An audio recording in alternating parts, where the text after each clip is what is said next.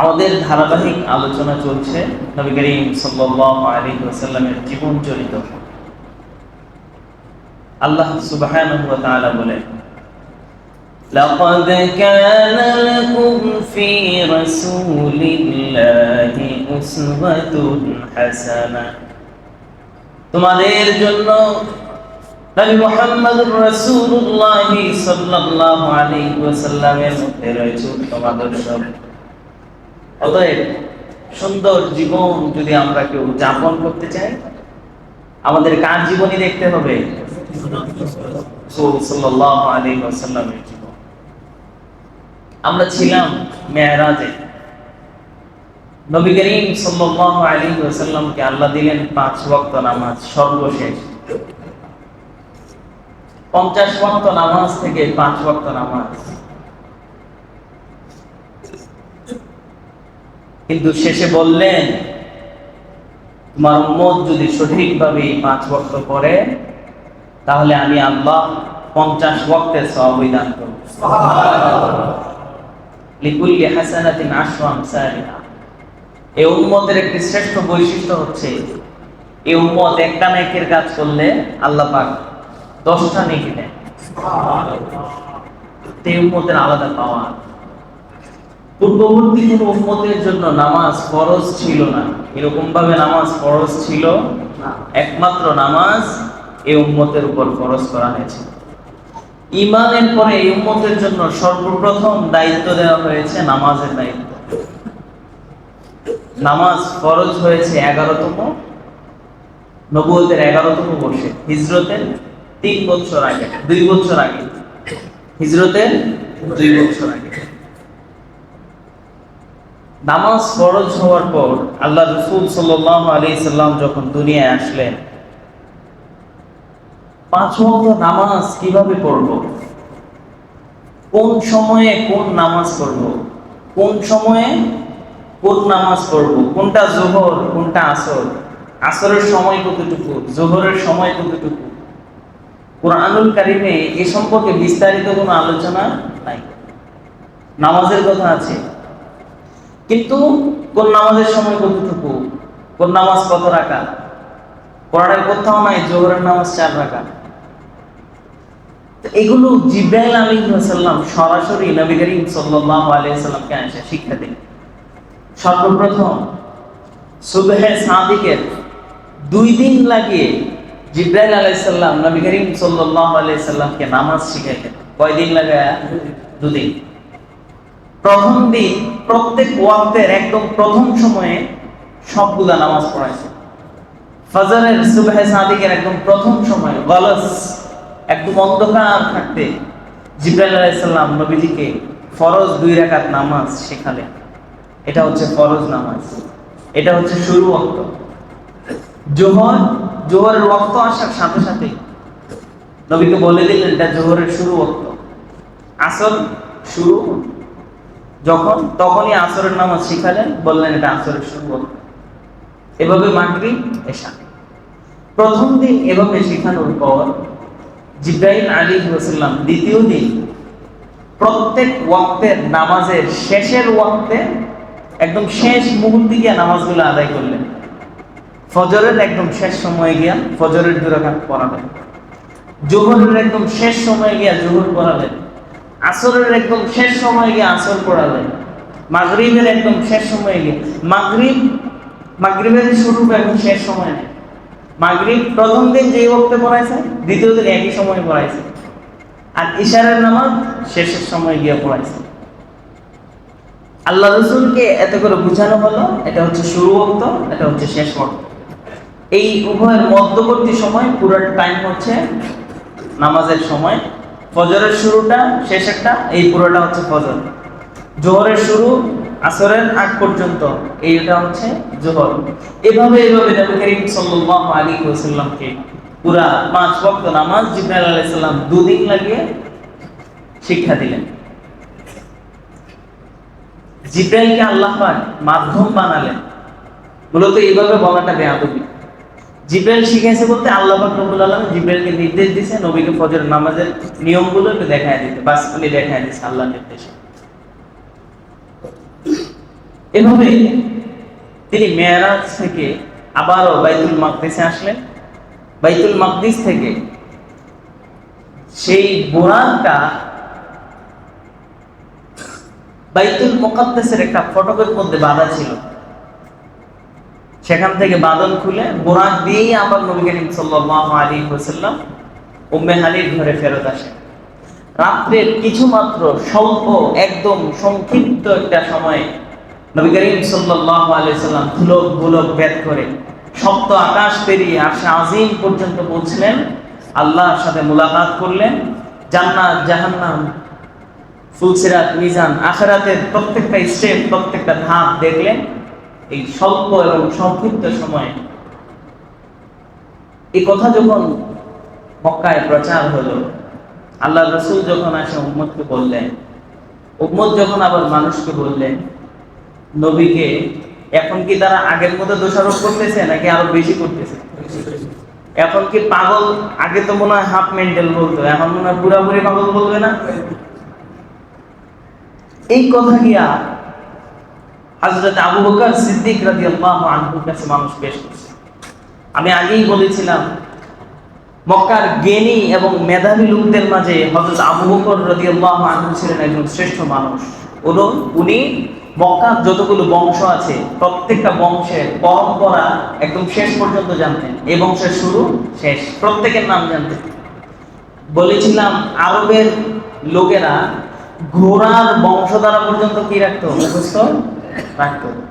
এই ঘোড়ার বাপকে, ওই ঘোড়ার বাপকে, এই ঘোড়ার কইতে আছে, এই ঘোড়ার বীজ কোন জায়গা থেকে আসছে, এইভাবে। তো আবু বকর সিদ্দিক রাদিয়াল্লাহু আনহুর কাছে মানুষজন গিয়ে জিজ্ঞেস করলেন, এমন এমন ঘটনা, তুমি যার উপর ঈমান আনছো সে তো এইভাবে বলে। হযরত আবু বকর রাদিয়াল্লাহু আনহু বলেন, আল্লাহর কসম, তোমরা যে ব্যাপারে কথা বলতেছো এটা তো একটা সাধারণ বিষয়। আমি তো এর চেয়েও বেশি মারাত্মক জান্নাত জাহান্নাম, আমি তো তার উপর ঈমান এনে সেগুলোও বিশ্বাস করি। আর স্বল্প সময়ে তিনি আকাশ বাতাস আল্লাহর সাথে দেখা করেছে, এটা তো আমি আরো আগেই বিশ্বাস করি। এখান থেকেই উনি সিদ্দিক উপাধি পেয়েছেন এই কথা বলার কারণে। আল্লাহ রাসূলের মেরাজকে সর্বপ্রথম স্বীকৃতি এবং সত্যায়ন করেছেন হযরত আবু বকর সিদ্দিক রাদিয়াল্লাহু আনহু। এজন্য ওনাকে কি বলা হয়? আবু বকর সিদ্দিক। এখন মক্কার মানুষজন নবী করিম সাল্লাল্লাহু আলাইহি সাল্লামকে বিভিন্ন ভাবে প্রশ্ন করতেছেন। মানুষের কথা হলো, সে যদি সত্যিকার অর্থে অল্প সময়ের মধ্যে বাইতুল মাকদিস গিয়ে থাকে, তাহলে অল্প সময়ে কি হয়েছিল? বাইতুল মুকাদ্দাস এই অল্প সময়ে সে দেখেছিল। যদি সে বাইতুল মাকদিস গিয়েই থাকে তাহলে বাইতুল মুকাদ্দাসের আকৃতি কেমন, বাইতুল মুকাদ্দাসের জানালা কয়টা, বাইতুল মুকাদ্দাসের দরজা কয়টা, সবকিছু বলতে পারবে। মানুষজন নবীকে এসে জিজ্ঞেস করলেন, মুহাম্মদ বলো দেখি বাইতুল মুকাদ্দাসের পিলার কয়টা? আপনারা বুদ্ধিমান মানুষ, সচরাচর আমরা যেখানে যাই এগুলো কি কেউ গয়না রাখে? এগুলো তো গনে না। কিন্তু আল্লাহ রাসূল সাল্লাল্লাহু আলাইহি সাল্লামকে যখন তারা এসে প্রশ্ন করলো, ও মুহাম্মদ বলো দেখি বাইতুল মুকাদ্দাসের পিলার কয়টা? হযরত জিবরাইল আলাইহিস সালাম নবীর সামনে বাইতুল মুকাদ্দাসকে ধরলেন। এক আধ্যাত্মিক ভাবে নবীজি চোখ বন্ধ করে দেখে দেখে সবগুলো উত্তর দিয়ে দিলেন। তারা প্রশ্ন করলো জানালা কয়টা? নবী উত্তর দিলেন জানালা এতটা। তারা প্রশ্ন করলো দরজা কয়টা? আল্লাহর রাসূল বললেন দরজা এতটা। তারা বলতেছে জাদুকর মানুষ, এগুলো তো বলা সহজ। এখন মক্কা থেকে ব্যবসার উদ্দেশ্যে বাইতুল মাকদিসে মানুষ যায়। আল্লাহর রাসূল বললেন যে তোমরা যদি এভাবে বিশ্বাস না করো তাহলে আমি এটাও বলছি, তোমাদের যে ব্যবসায়ী কাফেলা তারা এতদিনের মধ্যে চলে আসবে। তাদেরকে আমি অমুক জায়গায় দেখছি, তাদের বাহনে এইটা ছিল, এতটা ছিল, এবং তারাও আমাকে দেখছে। এমনকি ওই কাফেলা তারা যখন মক্কায় আসছে, আয়েশা নবীজি যে তাদের সাথে রাস্তায় দেখা করছিল এই স্বীকৃতিও প্রদান করছে। কিন্তু দুর্ভাগ্য তাদের, তবুও তারা আল্লাহ রাসূলকে বিশ্বাস করে নাই। এমন অনেক ঘটনা আছে, আবু জাহেলের সাথে অনেক ঘটনা ঘটছে। আপনারা যে দানা ছাড়া খেজুরের কথা জানেন না? তো বলছে মোহাম্মদ বলো দেখি আমার হাতে কি, পাথর ছিল আর কি। তো আল্লাহ রাসূল সাল্লাল্লাহু আলাইহি সাল্লাম বললেন যে এটা তো আমি বলা লাগবে না, তোমার হাতে যেটা আছে সেটাই তো স্বীকৃতি দিবে। পাথর নিজেই বলল হাদা মুহাম্মাদুর রাসূলুল্লাহ সাল্লাল্লাহু আলাইহি সাল্লাম। কিন্তু আবু জাহেল তবু ঈমান। এমন অনেক ঘটনা ঘটছে। মক্কার সবচেয়ে বড় কুস্তি কি? রোকানা, সবচেয়ে বড় কুস্তি কি? তার সাথে কুস্তিতে মক্কার কোনো মানুষ কখনো বেড়ে ওঠে নাই। তো বলছে তুমি যদি, আল্লাহ রাসূলকে বলছে তুমি যদি রোকানার সাথে দৈহিক যুদ্ধে কুস্তিতে জিততে পারো আর রোকানাকে পরাজয় করাতে পারো, রোকানার পরাজয় ঘটাতে পারো, তাহলে তোমার উপর ঈমান আনবো। আল্লাহর কসম, রোকানা আল্লাহ রাসূলের সাথে পারে না। একজন নবীকে জান্নাতের 400 পুরুষের শক্তি দেওয়া হয়, আর একজন জান্নাতি পুরুষের দুনিয়ার 400 পুরুষের শক্তি দেওয়া হয়। তাহলে দুনিয়ার মানুষের শক্তি হিসাবে একজন নবীর গায়ে 40,000 পুরুষের শক্তি দেয়। রোকানা পারবে কিভাবে আল্লাহ রাসূলের সাথে? তো তাদের দুর্ভাগ্য যে তারা তাদের অজ্ঞতাবশত, তাদের ঔদ্ধত্যপূর্ণ আচরণের কারণে ইসলাম তাদের হয় নাই, তাদের ভাগ্যে ইসলাম জুটে নাই। আক্রমণ এবং নির্যাতনের সীমা তারা আগের চেয়েও বাড়িয়ে চলল। কিন্তু আল্লাহ রাসূল এদিকে মক্কায় যখন হজের মৌসুম আসতো, আরবের বিভিন্ন গোত্রদেরকে দাওয়াত দিতে লাগলেন। হজের মৌসুমে বিভিন্ন গোত্রগুলোকে দাওয়াত দেওয়ার ফলে আরবের প্রত্যেকটা গোত্রে একদম ইয়াসরিব পর্যন্ত, ইয়াসরিব বলা হয় বর্তমান যেটা মাদিনা, মাদিনার পূর্ব নাম কি ছিল? ইয়াসরিব। ইয়াসরিবের গোত্রগুলোতেও নবীজির এই বার্তা, নবীজির এই বাণী পৌঁছে গেছে। এখন মজার ব্যাপার হচ্ছে ইয়াসরিবে যে সকল লোক বসবাস করত, আচ্ছা ইয়াসরিব না বলে আমি মদিনাই বলি, না, মাদিনাতে যে সকল লোক ছিল তারা ইহুদিদের খুব কাছাকাছি ছিল, ইহুদিদের সাথে তাদের সম্পর্ক খুব ভালো ছিল। ধর্মীয় গ্রন্থ এবং নবী করিম সাল্লাল্লাহু আলাইহি ওয়াসাল্লাম সম্পর্কে বিভিন্ন বার্তা এটা ছিল ধর্মীয় গ্রন্থগুলোতে। আর তখনকার সময়ে ধর্মীয় গ্রন্থ ইহুদিদের এবং খ্রিস্টানদের ছিল।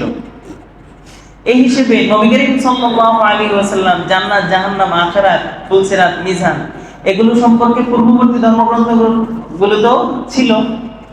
ফলে ইহুদিরা এবং খ্রিস্টানরা নবী আগমনের ব্যাপারে আগ থেকেই অবগত ছিল। বিপরীত ছিল মক্কার মুশরিকরা, তারা ছিল অগ্নি পূজক, মূর্তি পূজক। মূর্তি পূজারীদের ধর্মীয় কোনো গ্রন্থ ছিল না। ফলে তারা আল্লাহ,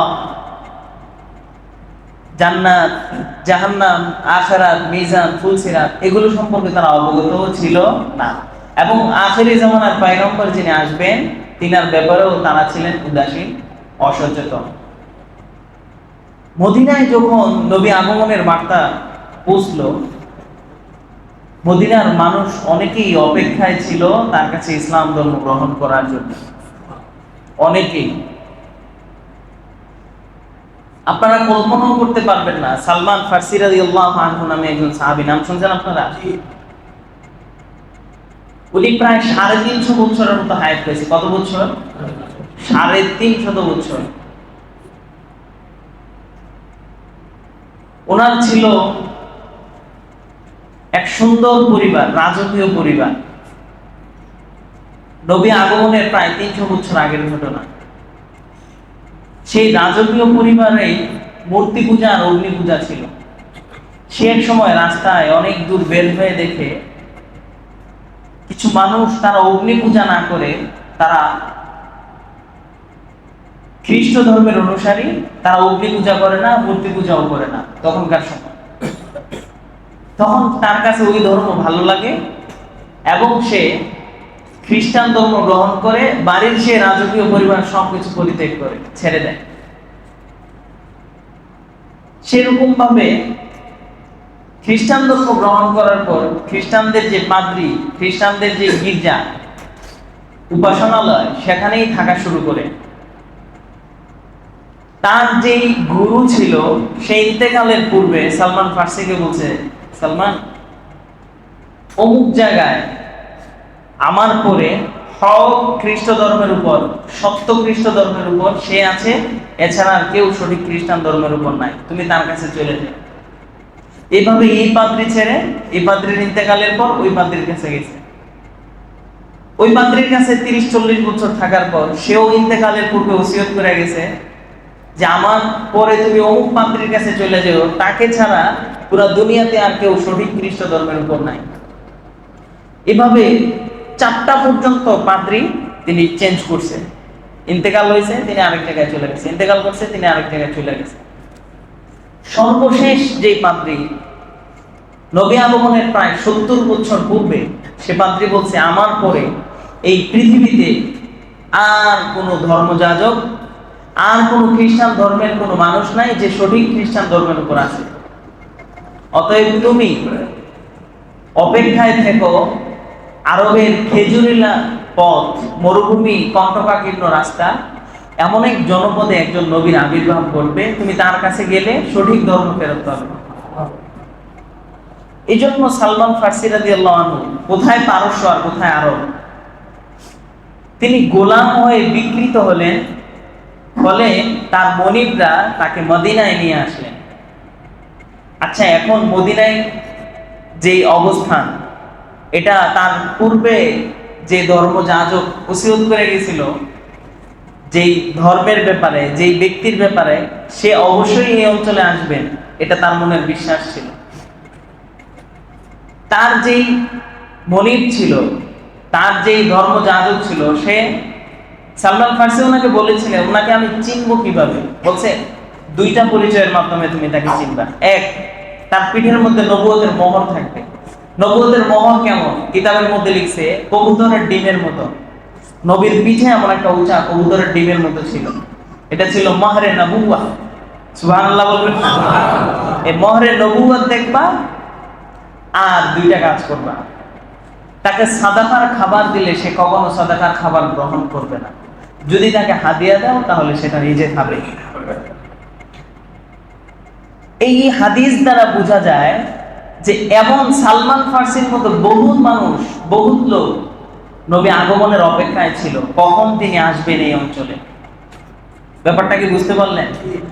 তো সালমান ফার্সি রাদিয়াল্লাহু তাআলা আনহু যখন উনি শুনছে যে এমন এমন একজন ব্যক্তি তিনি মদিনাতে আসছেন, তিনি আল্লাহর রাসূলের কাছে গেলেন, গিয়ে ওনাকে বললেন যে আপনার পিঠ মোবারক আমি একটু দেখতে চাই।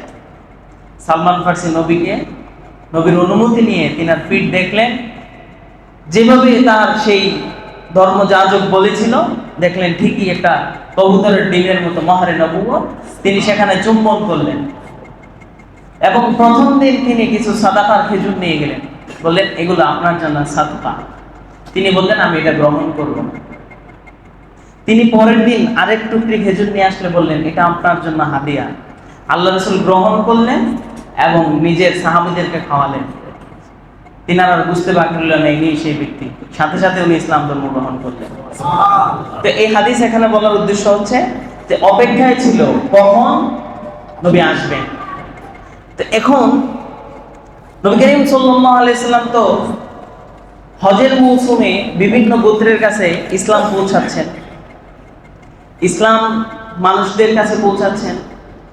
তো এই খবর মদিনায় পৌঁছার ফলে হযরত আবু যর গিফারি রাদিয়াল্লাহু তাআলা, হযরত আবু যর গিফারি মদিনা থেকে সর্বপ্রথম উনি ওনার ভাইকে পাঠালেন, এই মক্কায় নাকি এমন ব্যক্তির আবির্ভাব ঘটেছে, আমরা যার অপেক্ষায় আছি, তুমি যাও, তার কি কি স্বভাব চরিত্র, তার চালচলন কেমন, তুমি আমার কাছে এসে বইলো। তিনি তিনার ভাইকে পাঠালেন। পাঠানোর পর তিনার ভাই নবী করিম সাল্লাল্লাহু আলাইহি সাল্লামকে দেখলেন, নবী করিম সাল্লাল্লাহু আলাইহি সাল্লামের গতিবিধি লক্ষ্য করলেন এবং গিয়ে মদিনায় পৌঁছে আবু যর গিফারিকে সংবাদ দিলেন যে এমন এমন তার চরিত্র, এমন এমন তার চলাফেরা, ওঠা বসা। আবু যর গিফারি ভাইয়ের বক্তব্য শুনে পরিতৃপ্ত হলেন না, তিনি আবার সফরের মাল সামানা গুটিয়ে নিজেই মক্কায় রওনা করলেন। মক্কায় আসলেন, মসজিদে হারামে বাইতুল্লাহ শরীফের মধ্যে তিনি অবস্থান করলেন। অবস্থান করে মনে মনে নবীকে খুঁজছেন, কারণ তারাও জানতো যে মানুষ নতুন ধর্মের বার্তা নিয়ে আসবে সচরাচর মানুষ তার পক্ষ নেবে না। হযরত আলী রাদিয়াল্লাহু আনহু দেখতে পেলেন একজন মানুষ এসেছে, একজন মুসাফির আসছে। সে কি যেন খুঁজছে, তার এই খোঁজার ব্যাপারটা দেখেন, কেউ যদি আপনার এলাকায় এসে কিছু খুঁজে আপনি বুঝবেন যে সে খুঁজতেছে, এটা কিন্তু বোঝা যায় চেহারা দেখলে।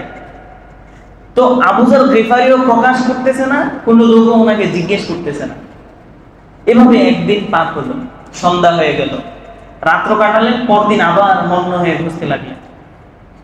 দ্বিতীয় দিন নবী করিম সাল্লাল্লাহু আলাইহি ওয়াসাল্লাম ওনাকে দেখছে, কিন্তু ডাকেন নাই, কিছু বলেন নাই।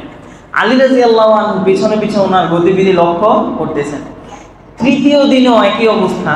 তো তৃতীয় দিন হযরত আলী রাদিয়াল্লাহু আনহু ওনাকে জিজ্ঞেস করলেন, হে ভাই, তুমি এখানে কেন এসেছো?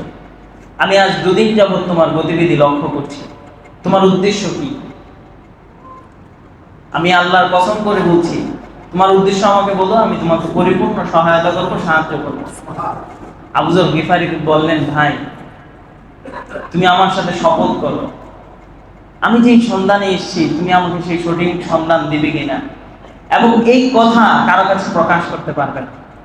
হযরত আলী রাদিয়াল্লাহু আনহু শপথ করলেন এবং বললেন যে তোমার যেই চাওয়া আছে আমাকে বলো, যে সন্ধান আমি সেটা খুঁজে দিই। তিনি বললেন, আমি এমন এমন ব্যক্তি সম্পর্কে শুনেছি, তিনি এসেছেন, আমি তিনার সাথে সাক্ষাৎ করতে চাই। হযরত আলী রাদিয়াল্লাহু আনহু হযরত আবু যর গিফারিকে নবী করিম সাল্লাল্লাহু আলাইহি সাল্লামের কাছে নিয়ে গেলেন। নবীকে দেখেই আবু যর গিফারির অন্তর কেমন হয়ে গেল। নবী আবু যর গিফারিকে কোরআন তেলাওয়াত শোনালেন, তিনি অশ্রুসিক্ত হলেন, ঈমান গ্রহণ করলেন, ইসলাম গ্রহণ করলেন। আবু যর গিফারিকে নসিহত করলেন, তোমার গোত্রের কাছে ফেরত গিয়ে ইসলাম প্রচার করো। আবু যর গিফারি আল্লাহর কসম করে বললেন, আমি এখনই কালিমার স্বীকৃতি দেব, পুরো দুনিয়ার মানুষের কাছে আওয়াজ পৌঁছে দেব। তিনি কাবার প্রাঙ্গণে গিয়ে জোরে জোরে পড়তে লাগলেন, আশহাদু আল্লা ইলাহা ইল্লাল্লাহ ওয়া আশহাদু আন্না মুহাম্মাদার রাসূলুল্লাহ। মক্কার মানুষরা অপরিচিত এক মানুষের মুখে কালিমার শব্দ শুনে তাকে সেখানে প্রহার করতে লাগলেন। হযরত ইবনে আব্বাস আবু যর গিফারির উপর অত্যাচারের দৃশ্য দেখে দ্রুত ছুটে এলেন। হযরত আব্বাস রাদিয়াল্লাহু আনহু, যিনি নবীজির চাচা, হযরত আব্বাস রাদিয়াল্লাহু আনহু বললেন, হে মানুষজন, মক্কার লোকেরা, তোমরা তাকে কেন প্রহার করছো? সে গিফার গোত্রের লোক। তোমাদের যে বণিক দল মদিনাতে ব্যবসা করতে যায়, তারা গিফার গোত্রের সাথে ব্যবসায়িক চুক্তিতে আবদ্ধ। তোমরা যদি তাকে মারো তাহলে তোমাদের ব্যবসায় ক্ষতি হবে। তারা এই ভয়ে ছেড়ে দিছে। হযরত আবু যর গিফারি দ্বিতীয় দিন আবারও সেখানে মক্কায় জোরে জোরে শাহাদাত বাক্য পাঠ করলেন। মানুষজন আবার নির্মমভাবে অত্যাচার করতে লাগলেন। এই দিনও হযরত আব্বাস রাদিয়াল্লাহু আনহু ছুটে এলেন, এসে বললেন, হে, তোমরা কাকে প্রহার করছো? সে গিফার গোত্রের লোক। তোমাদের বণিক দল গিফার গোত্রের সাথে ব্যবসায়িক চুক্তিতে আবদ্ধ, ফলে তোমরা যদি তাকে প্রহার করো তাহলে তোমাদের ব্যবসায়িক ক্ষতি হবে। তারা আজকে ছেড়ে দিল। এরপর দিন হযরত আবু যর গিফারি তিনি মদিনায় চলে গেলেন। মদিনায় গিয়ে তিনি এবার মদিনার গোত্রগুলোর মাঝে ইসলাম প্রচার করা শুরু করলেন। প্রত্যেকটা গোত্রের মধ্যে সর্বপ্রথম, এটা 11তম হিজরির ঘটনা, নবী করিম সাল্লাল্লাহু আলাইহি সাল্লাম মেরাজ থেকে আসার পর 12তম হিজরির যে রমজান, যেই হজ, জিলহজ মাস, হজের মৌসুমে মদিনা থেকে 12 জন লোক, এটাকে বলা হয় আকাবায়ে উলা, বায়াতে আকাবায়ে উলা। সর্বপ্রথম মদিনা থেকে 12 জন লোক আসলো, নবীর হাতে বায়াত গ্রহণ করলো ইসলামের উপরে, এই আবু যর গিফারির মাধ্যমে। এবং এই 12 জনের সাথে নবী একজন শিক্ষক পাঠিয়ে দিলেন, হযরত মুসআব ইবনে উমাইর রাদিয়াল্লাহু আনহুকে, ওনাদেরকে কোরআন শিক্ষা দেওয়ার জন্য মুকরি হিসাবে পাঠালেন। এই 12 জন গিয়ে মদিনার প্রত্যেকটা অলিগলিতে ইসলামের বাণী পৌঁছানো শুরু করল। এর পরের বছর হজের মৌসুমে 73 জন লোক হজ করতে আসছে এবং ইসলাম ধর্ম গ্রহণ করছে। এটাকে বায়াতে আকাবায়ে সানি বলা হয়।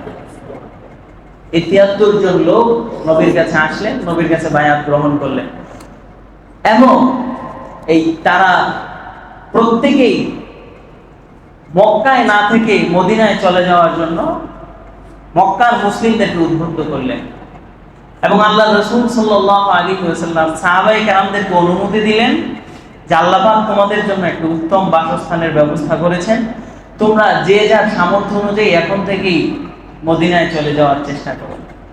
সাহাবায়ে কেরাম তখন থেকেই মদিনায় চলে যেতে আরম্ভ করলেন। এখন মদিনায় চলে যাওয়াই কি এতটা সহজ ছিল? আপনি দেশ ছেড়ে চলে যাবেন, দূরে চলে গিয়ে ইসলাম পালন করবেন, এটাও তাদের সহ্য হচ্ছিল না।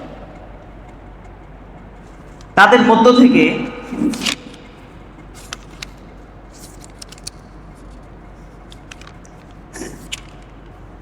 উম্মে সালামা রাদিয়াল্লাহু আনহা এবং ওনার পরিবার হিজরতের সময় সবচেয়ে বেশি কষ্ট করতে হয়েছে।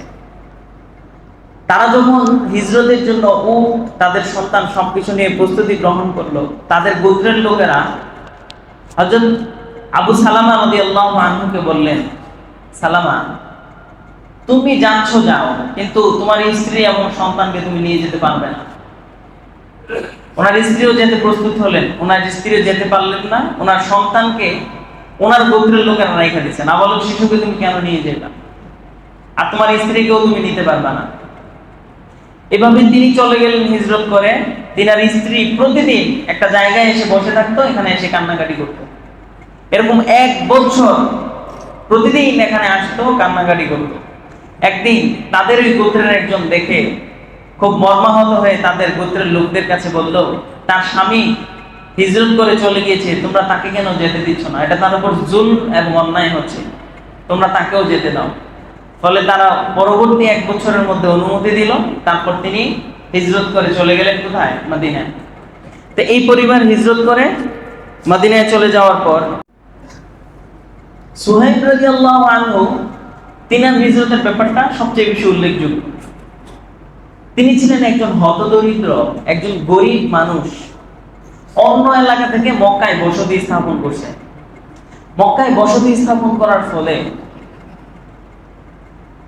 মক্কার লোকেরা, তিনি যখন হিজরত করতে চাইলেন, মক্কায় তিনি কোটি কোটি টাকার মালিক হয়ে গেছে। মক্কায় এসে উনি এত পরিমাণ পরিশ্রম করছে। কিছু লোক আছে না, দেশে অনেক গরিব অসহায়, হঠাৎ বিদেশ যায়, বিদেশ যাওয়ার পরে অনেক কোটি টাকার মালিক হয়ে যায়, হয় না এরকম? হযরত সুহাইব রাদিয়াল্লাহু আনহু এরকম ছিল। উনি মক্কায় আসার আগে একজন হতদরিদ্র মানুষ ছিল। মক্কায় আসলেন, পরিশ্রমের কাজ করা শুরু করলেন, ব্যবসা শুরু করলেন। একদিন ধীরে ধীরে তিনি অনেক কোটিপতি হয়ে গেছেন। এখন তিনি যখন হিজরত করতে শুরু করলেন, ওনার সমস্ত মাল সামানা নিয়ে উনি রওনা দিয়েছেন, তখন মক্কার লোকেরা তাকে ধরলো। মক্কায় আসার আগে তো ছিলেন একজন হতদরিদ্র, একজন গরিব। এখন তুমি অর্থ, বীর্য, সামর্থ্য সবকিছু হলো, তুমি এখন চলে যাচ্ছ, এভাবে তো তোমাকে আমরা যেতে দিতে পারি না। তিনি বললেন, তোমরা কি চাও? বলে, মক্কায় এসে ব্যবসা করে যে সব সম্পদ উপার্জন করেছো সবকিছু রেখে যেতে হবে।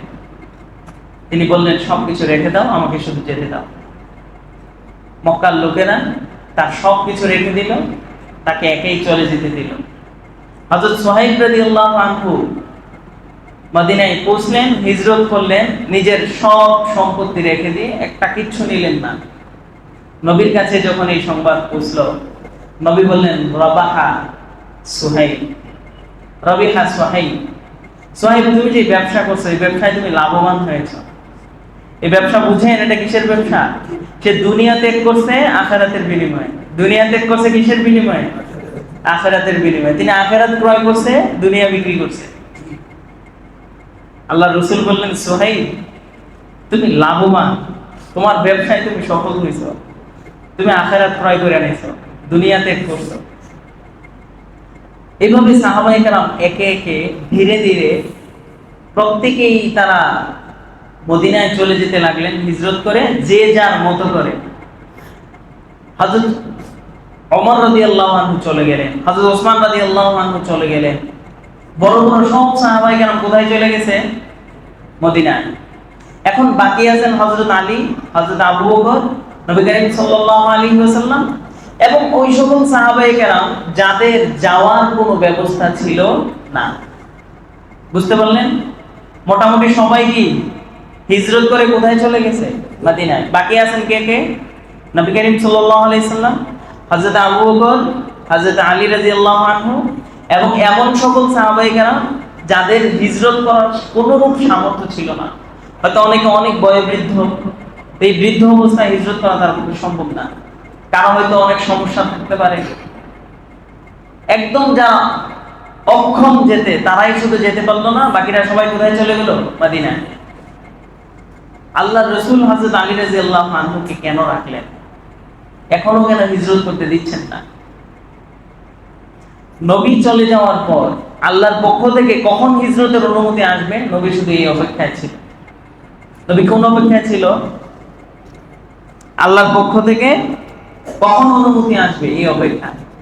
নবী করিম সাল্লাল্লাহু আলাইহি ওয়াসাল্লামের উপর যখন হিজরতের অনুমতি আসলো, হযরত মক্কার মানুষেরা ইসলাম, নবীজি মুসলমান, ইসলাম ধর্ম প্রচারের পরেও যখন কারো কোনো সম্পদের, কোন শত্রুর আক্রমণের ভয় থাকতো, কারো সম্পদের অনিরাপত্তা থাকতো, সে এসে তার সম্পদগুলো নবীর কাছে জমা রাখতো।